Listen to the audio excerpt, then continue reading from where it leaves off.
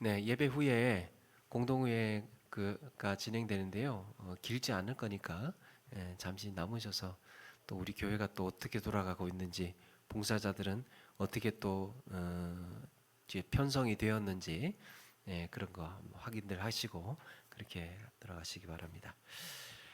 1863년 조선 사람들이 그 러시아로 이주를 해간 일이 있었습니다.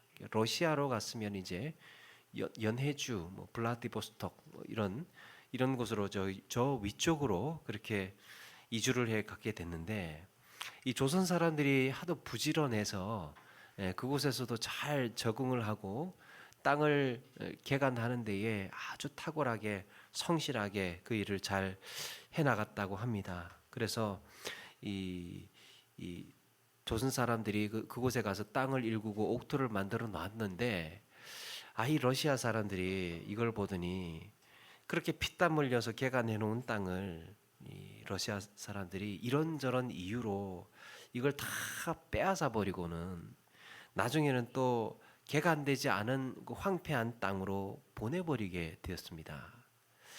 그래서 조선 사람들이 일구어 놓은 그 옥토, 기름진 땅은 자기들이 갖고 다 돌 골라내고 땅을 일구고 놨더니 이거는 이 나라 땅이야 이러면서 빼앗아 버렸다는 거죠.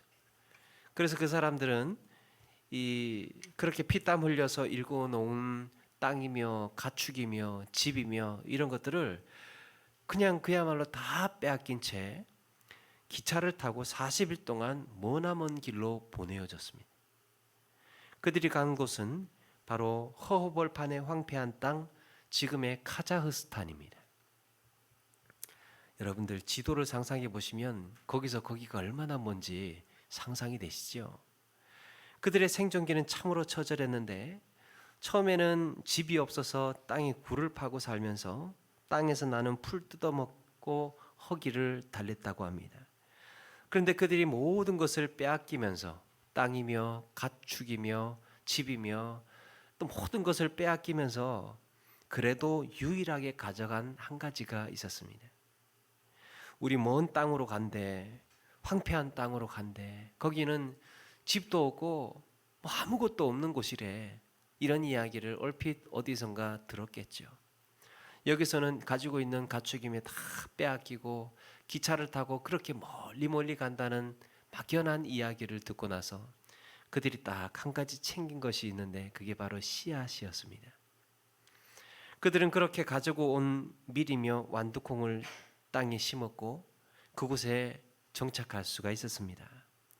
그들이 가져간 한 줌의 씨앗은 그들이 가진 유일한 소망이었습니다. 무엇을 가져갈 수가 있겠습니까? 여러분, 씨앗은 그럼에도 엄청난 생명의 에너지를 품고 있습니다. 씨앗은 생명 에너지를 갖고 있는 거예요. 지금은 죽은 것 같아 보이지만, 지금은 보잘것없어 보이지만, 지금은 한 줌의 씨앗, 이 아무것도 아닌 것처럼 보이지만 언젠가는 이 씨앗 풍성하게 결실할 거라는 약속입니다.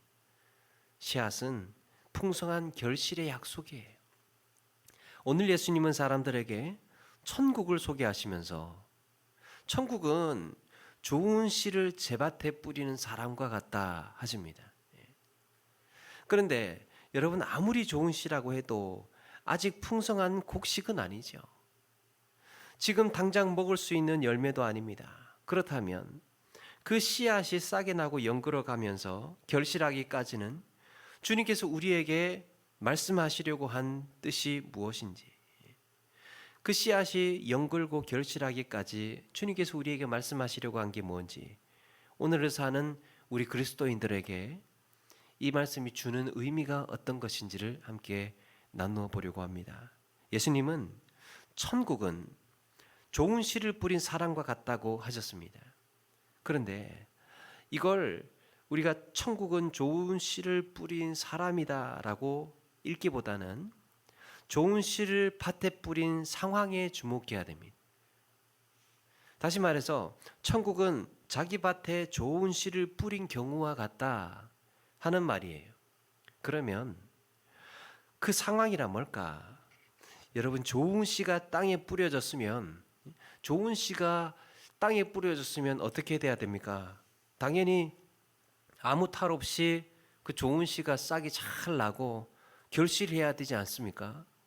그게 천국이라는 거죠. 그런데 아직 설명이 덜 끝났습니다. 그렇게만 되면 얼마나 좋겠습니까? 문제는 그걸로 끝나는 게 아니고 원수가 와서 곡식 가운데 가라지를 덧뿌리고 갔답니다. 천국을 설명하시는 가운데에 원수가 와서 곡식 가운데에 가라지를 덧뿌리고 갔다. 아니, 천국에 좋은 씨가 뿌려진 것으로 끝나야 되는데 거기다가 원수가 와서 가라지를 또 덧뿌리고 갔으니 이 좋은 씨가 어떻게 잘 자라겠습니까? 이 상황이 무슨 천국입니까? 원수가 와서 가라지를 뿌리고 간 그 상황이 어떻게 천국입니까? 원수가 가라지를 뿌린 이유가 뭡니까? 농사 망치라는 얘기죠. 나는 이 밭에 풍성한 곡식을 수확하는 꼴을 못 볼 거니까 어디 맛 좀 봐라. 그러면서 가라지를 그냥 주인 몰래 와서 냅다 뿌리고 간 거예요. 시간이 지나서 싹이 나고 곡식이 이제 서서히 연그러 갈 때쯤 보니까 아니 중간중간에 심심치 않게 이 가라지들이 자라고 있는 겁니다. 마침 주인과 종이 밭에 와서 이 광경을 보고 깜짝 놀라죠.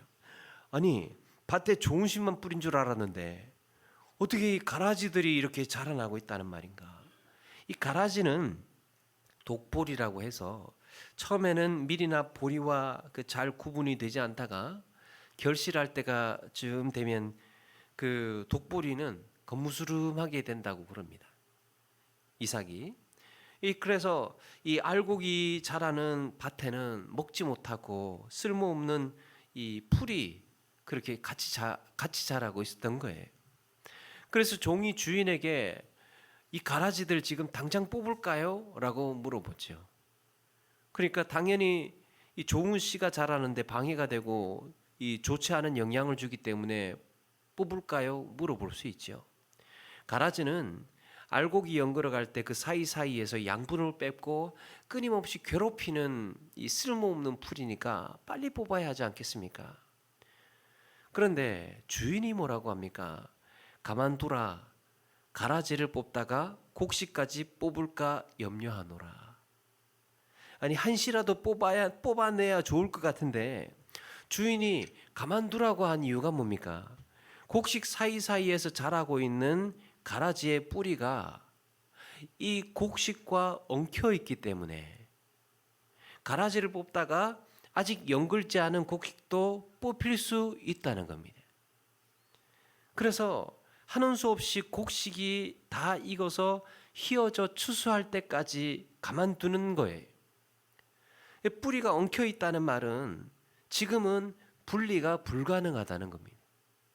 이제 곡식은 하는 수 없이 그 사이에서 자라고 있는 성가시고 불편한 이 가라지들을 견디면서 연그러 갈 수밖에 없다는 거죠. 이게 천국이라는 거예요. 예수님이 지금 말씀하시는 천국이 이런 겁니다. 그리고 마지막 추수 때가 되어서 30절 말씀 보니까 가라지는 먼저 거두어 불사르게 단으로 묶고 곡식은 모아 내 곡간에 넣게 되는 그 분류 작업으로 비유가 끝이 납니다. 그래서 예수님이 천국을 설명하시는 그 천국에 대한 설명이 언제 끝나느냐? 분류 작업을 하고 난 다음에 끝이 납니다.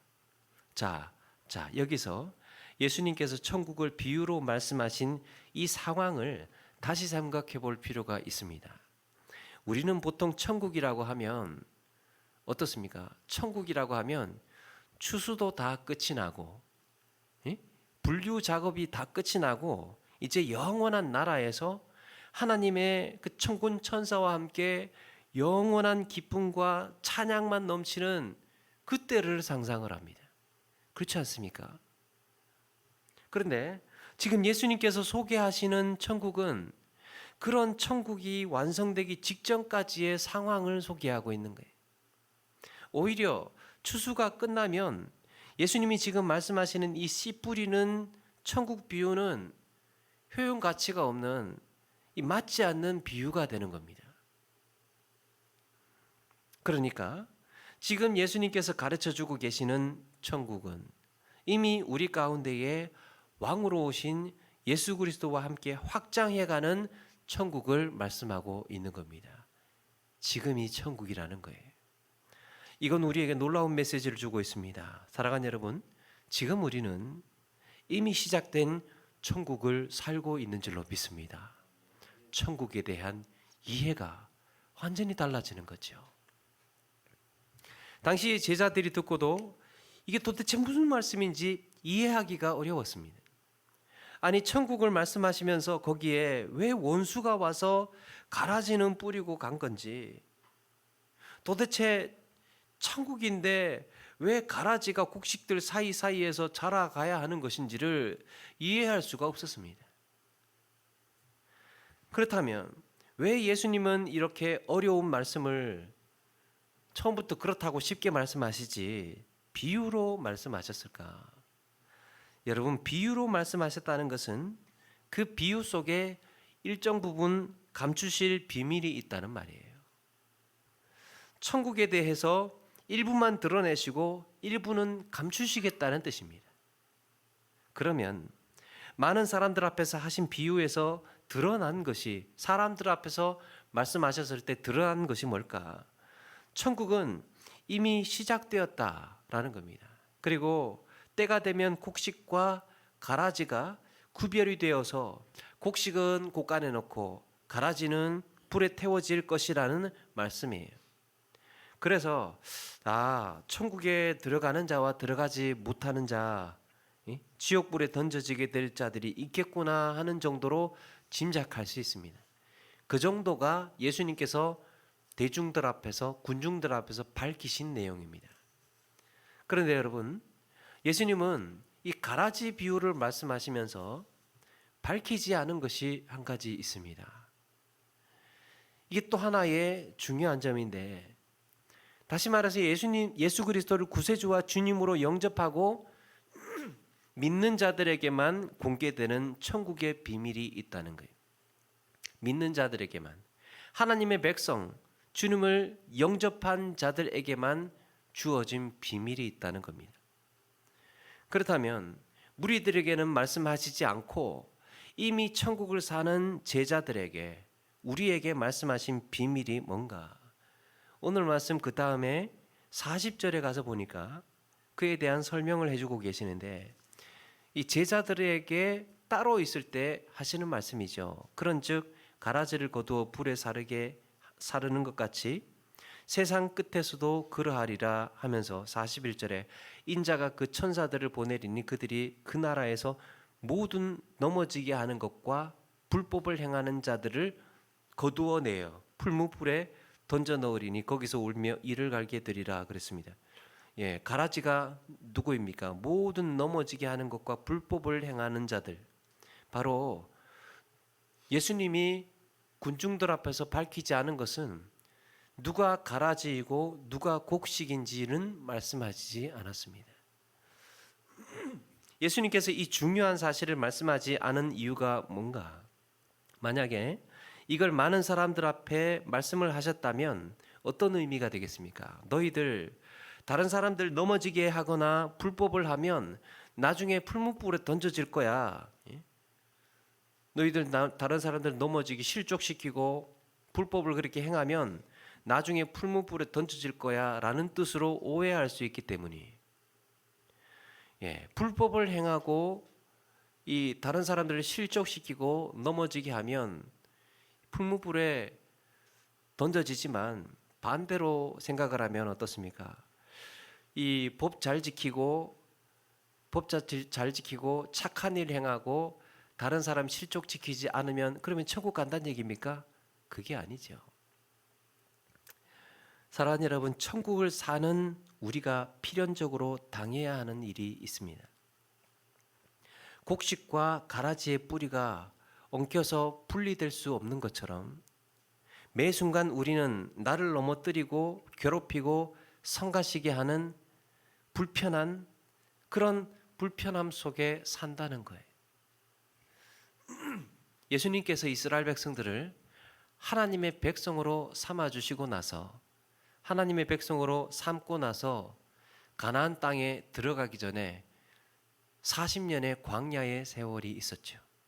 여러분, 그런데 광야 40년의 세월에 그 사람들이 하나님의 백성이 아니었습니까? 하나님의 백성이었습니다. 가나안 땅에 도달하는 것으로 인하여서 그때부터 하나님의 백성이 아니고 출애굽을 하는 순간 하나님의 백성이었던 거예요. 그들을 따로 불러놓고 시내산에서 율법을 주신 것처럼 이제 예수님께서는 천국을 사는 그 제자들을 따로 불러놓고 너희들은 어떤 삶이어야 한다라는 메시지를 주고 있는 겁니다. 우리는 이런 얽히고 설킨 관계 속에서 불법을 행하는 자들 때문에 때로는 고난을 받고 때로는 핍박을 당하는 현실을 살고 있습니다. 어쩌면 죄의 유혹으로, 때로는 물질의 욕심으로, 때로는 결실하지 못하도록 끊임없이 괴롭힘을 당하는 현실 속에서 우리는 주님이 오실 날을 기다리며 살아야 됩니다. 그러나 좋은 시가 갖고 있는 특징이 무엇입니까? 영원한 생명의 약속과 소망이지요. 예수님은 그런 생명의 약속과 소망을 세상에 뿌리셨습니다. 37절에 좋은 씨를 뿌리는 이는 인자요 그랬습니다. 좋은 씨를 뿌리는 이는 인자요. 그런데 여기서 뿌리다라는 단어, 스페론이라는 단어가 있는데 흩어버리다, 뿌리다라는 뜻입니다. 이와 비슷한 단어가 디아스포라라는 말이 있습니다. 이 스페론, 스포라 발음이 비슷하죠. 여기서 멀리라는 뜻에 접두어 디아가 붙으면 디아스포라가 됩니다. 멀리 뿌려진, 멀리 흩어진 것을 말합니다. 베드로전서 1장 1절에 베드로가 본도, 갈라디아, 갑바도기아, 아시아와 비두니아에 흩어진 나그네에게 편지를 쓰게 되는데 이때 쓴 단어가 디아스포라입니다. 여러분, 흩어진 나그네는 교회의 또 다른 이름이에요. 멋지지 않습니까? 베드로는 교회를 흩어진 나그네라고 불렀습니다. 교회 이름 또 하나 지으라고 하면 흩어진 나그네로 해도 좋을 것 같습니다. 아무도 공감을 안 하셔. 네, 흩어진 나그네.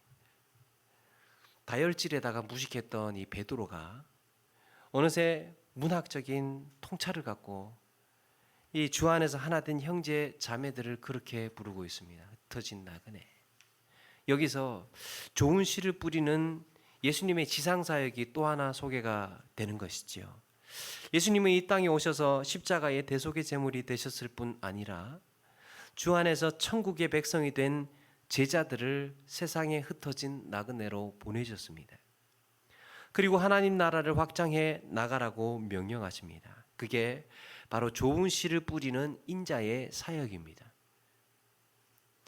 그러면서 예수님은 세상에 뿌려진 너희는 자라고 성장해 가면서 장성한 분량으로 성숙해지기를 위해서 끊임없이 너희 곁에 있는 가라지들 속에서 견디고 인내해야 한다고 말씀하고 있는 겁니다. 여러분, 우리는 지금 나를 넘어지게 하는 자들과 불법을 행하는 자들의 현실 세계에서 뒤엉켜 살고 있습니다. 그러나 세상의 끝에서 이런 악한 자의 아들들은 나중에 영원히 꺼지지 않는 풀무불 속에 던져지고 자신들이 저지른 그 일을 후회하면서 절망과 비탄으로 절규하게 될 겁니다. 그게 42절에 거기서 울며 이를 갈게 되리라 하는 말씀이에요. 그런데 이런 피할 수 없는 시련과 아픔을 견디면서 마침내 충실한 알곡으로 연결게 된 이 곡식은 추수가 되면 한없는 영광 가운데 나아가게 될 겁니다. 43절에 의인들은 자기 아버지 나라에서 해와 같이 빛나리라. 마치 예수님께서 변화산에서 보여주셨던 것처럼 영화롭고 환한 모습으로 영원히 빛나게 될 줄로 믿습니다. 성경은 이미 천국은 우리가 사는 우리에게, 천국을 사는 우리에게 왜 이렇게 괴롭고 시험과 이 끊임없는 아픔이 끊이지를 않는가, 이렇게 고민하고 있는 우리에게 그 피할 수 없는 현실이라고 말씀합니다. 천국의 과정이라고 가르쳐주고 있습니다. 하나님의 백성의 삶의 출발은 광야에서부터였지요. 가나안 땅으로에서부터 시작된 것이 아니고 광야에서부터 시작되었습니다. 천국 백성으로서의 삶은 우리가 다 죽고 난 다음에 영원한 삶에서 시작되는 것이 아니고 예수 그리스도를 구세주와 주님으로 영접하는 바로 이 자리에, 이 순간에서부터 시작되었다는 거예요. 그러나 잠시 견뎌야 할 과정이라는 거죠. 쓴뿌리가 있을 것이다. 얽히고 설켜 있을 것이다. 괴롭히는 관계가 있을 것이다. 그러나 그게 그 뿌리들이 하도 엉켜 있어서 지금은 분리해낼 수가 없다. 왜냐? 너희들이 영걸어가고 다 익어야 하기 때문에, 너희들이 다 성장하고 성숙해져야 하기 때문에 그때를 불편하지만 기다려야 하는 것이다. 그렇게 그런 환경 속에서 영걸어 가는 것이라고, 천국은 원래 그런 것이라고 가르쳐 주셨습니다. 하나님은 이 천국을 설계하실 때, 천국을 계획하실 때, 하나님 나라를 운영하시기 위해서 그렇게 준비하실 때 이렇게 만들어 놓으신 겁니다. 들의 곡식과 가라지가 같이 자라고 있는 것처럼 이미 천국을 사는 자들의 삶도 그렇다고, 그것이 지금 우리가 사는 천국이라고 소개하고 있습니다. 좋은 씨앗은 아무런 어려움 없이, 아픔도 없이, 눈물도 없이 그렇게 성장하고 결실하는 것이 아니고, 그 속에 수많은 고난과 시련의 시간이 지나고 그 후에야 비로소 결실하는 것이라고 말씀합니다. 좋은 곡식은 이렇게 수많은 비바람과 풍파와 어려움을 거치고 난 다음에 맺게 된 것이죠. 우리가 잘 아는 시인 장석주님의 대추 한 알이라는 시가 있죠. 이 장석주 시인은 대추 한 알로 삶이 달라졌습니다. 적에 저절로 붉어질 리는 없다. 저 안에 태풍 몇 개, 저 안에 천둥 몇 개, 저 안에 번개 몇 개가 들어서서 붉게 익히는 것일 게다. 저게 저 혼자 둥그러질 리는 없다. 저 안에 무설이 내리는 몇 밤, 저 안에 땡볕 몇 달, 저 안에 초성달 몇 날이 들어서서 둥글게 만드는 것일 게다. 대추야, 너는 세상과 통하였구나.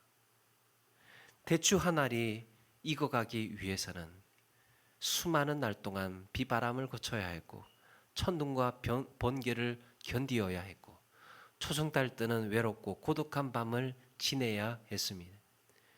장렬하는 태양빛을 견뎌야 했고, 그렇게 해서 수많은 시간을 견디어서 탐스럽고 둥근 대추 한 알이 맺게 된 것이죠. 대추 한 알이 연걸어 가는데도 이렇게 여러 날 동안 고독과 시련과 절망과 고통의 날을 있었던 것처럼, 여러분, 온전한 그리스도인으로 세워지기 위해서 우리에게도 그런 과정이 있어야 하지 않겠습니까?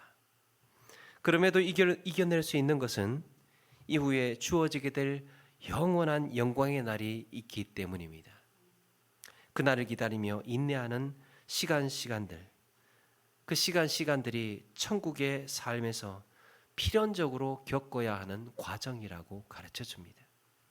그게 우리에게 알려주신 천국의 비밀이에요. 천국은 이런 과정이 있어. 천국은 이런 절차를 거쳐야 돼. 그러나 그 과정 역시도 천국을 사는 것이란다.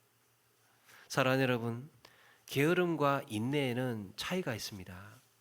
게으름은 아무것도 하지 않고 시간 죽이고 아무것도 기대하지 않고 스스로를 아무것도 아닌 존재로 만들어 버립니다. 게으름은 무의미한 시간으로 만들어 버리죠. 그러나 인내는 기다림의 목적이 있습니다. 기다림의 대상이 분명합니다. 반드시 실현되리라는 믿음으로 살아갑니다. 그래서 인내는 미련하지 않고 오히려 엄청난 에너지를 품고 있는 거예요. 그 불편하고 성가신 가라지의 존재를 견디면서 묵묵히 연걸어 갑니다. 그게 그리스도인의 인내입니다. 인내가 가지고 있는 위대함이 그런 것입니다. 그런 인내로 추수 때를 기다리면서 살아가시는 저와 여러분 되기를 바랍니다. 이 땅에 불편한 엉켜있는 뿌리와 함께 지내면서 그렇게 성가신 그 뿌리들을 견디어 내어야 하는 그 과정에서 우리는 그런 인내가 필요하다는 겁니다. 어떻게 인내할 수 있습니까? 목적이 있기 때문에, 이유를 알고 있기 때문에, 우리가 인내하는 그 인내의 대상이 분명하기 때문입니다. 한 가지 이야기로 말씀을 마치겠습니다. 중국의 철학자 장자의 이야기에 나무닭 이야기가 나옵니다. 나무닭. 옛날에 싸움닭 만들기로 유명한 기성자라는 사람이 있었습니다. 이 사람 손을 거치면 아주 싸움닭, 기가 막힌 싸움닭이 그렇게 만들어지는 모양이에요. 그래서 이 소문을 들은 왕이 그 기성자를 불러서 자네가 그렇게 싸움닭 훈련을 잘 시킨다면서, 그러면서 백전불패에 한번 그 싸움닭을 한번 만들어 봐라. 나도 그런 싸움닭 한번 있으면 좋겠다. 이렇게 명령을 내립니다. 그러니까 기성자가 네, 그러면 한 열흘 정도가 필요합니다. 그래서 열흘 정도 시간을 달라고 하고는 돌아갑니다. 열흘이 지나고 나서 자, 이제 뭐 좀 대충 됐느냐, 준비가 됐느냐, 그러니까 기성자가 아직 좀 멀었습니다. 아직 안 된 것 같습니다.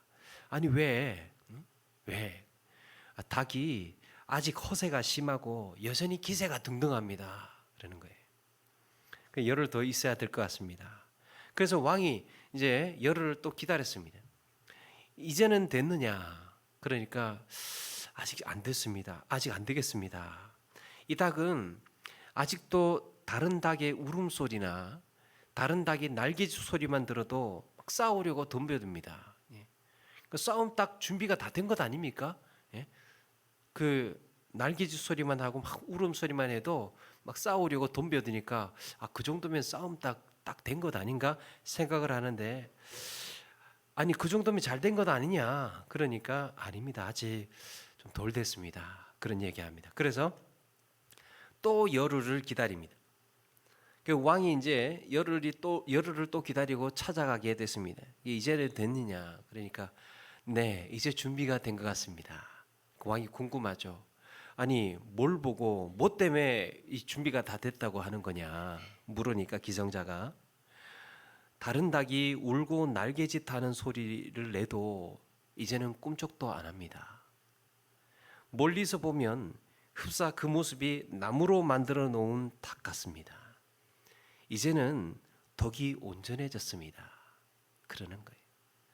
주변에서 이 닭들이 싸우자고 날개짓을 하고 막 이 부리로 도발을 하고 그래도 이 닭이 나무닭처럼 가만히 있더라는 거예요. 싸움 닭의 준비가 됐다는 겁니다. 그래서 다른 닭들이 감히 덤비지도 못하고 도망을 가버립니다. 여러분, 가장 강한 반응은 반응을 하지 않는 것입니다. 사랑하는 여러분, 우리가 이 땅을 살면서 그 수고와 아픔과 시련과 시험과 억울함을 품고 살면서도 거기에 흔들리지 않고 걸어갈 수 있는 힘을 가진 이유는 우리가 바로 영원한 생명의 약속과 소망을 가진 좋은 씨앗이기 때문입니다. 우리의 정체는 좋은 씨앗으로 하나님 앞에 뿌려져서 이 땅 가운데에 알곡을 맺는 그 곡식으로 자라나고 있는 과정이라는 사실을 기억하고 사는 사람은 흔들리지 않고 그 소망을 바라보면서 끝까지 달려갈 수 있는 것입니다. 성경은 우리를 이 땅의 가운데 뿌려진 흩어진 또 나그네라고 했습니다. 흩어진 나그네는 순례자라고 할 수 있지요. 순례자는 가야 할 길을 알고 가는 사람입니다. 반대로 방랑자는 가야 할 길을 모르고 그저 발길 닿는 대로 가는 사람입니다.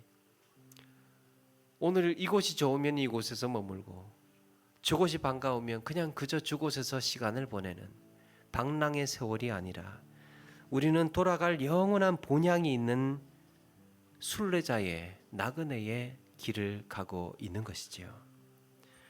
그래서 그런 본향이 있기에 우리 그리스도의 형상을 이루어가는 해산의 수고를 마다하지 않는 것입니다. 여러분, 이미 시작된 천국 백성의 삶에서 피할 수 없는 고난과 시련이 있어야 우리 이 다음에 우리가 얻을 영광이 더 빛나지 않겠습니까? 많은 고생이라는 과거가 있어야 앞날 얻게 될 영광이 더욱더 빛나지 않겠습니까?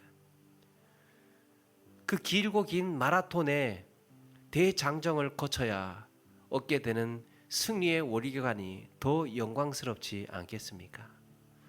우리가 사는 삶의 걸음이 고단하고 아플수록 우리가 받게 될 영광도 그만큼 크다는 것을 기억하시고 아름다운 믿음의 나그네로 이 땅 살아내시는 저와 여러분 되기를 주님의 이름으로 축원합니다.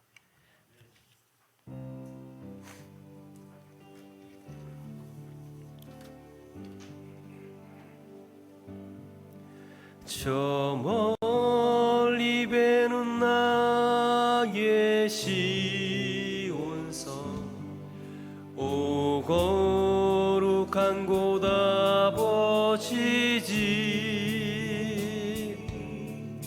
내 사모하는 집에 가고자 한밤을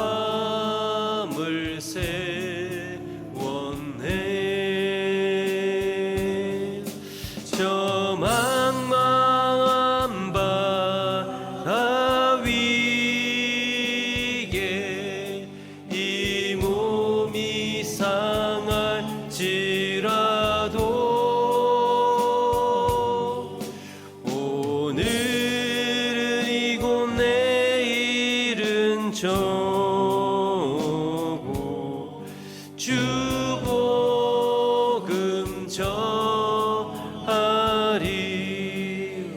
2절 찬양하면서 준비한 예물 드리겠습니다.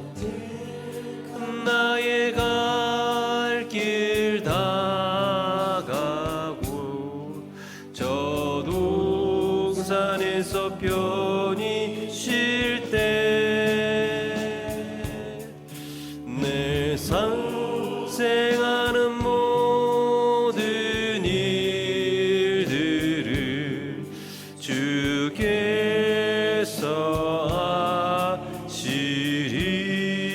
아시리 빈 들이나 사막에서 이 몸이 고날지라도 오 내 주 예수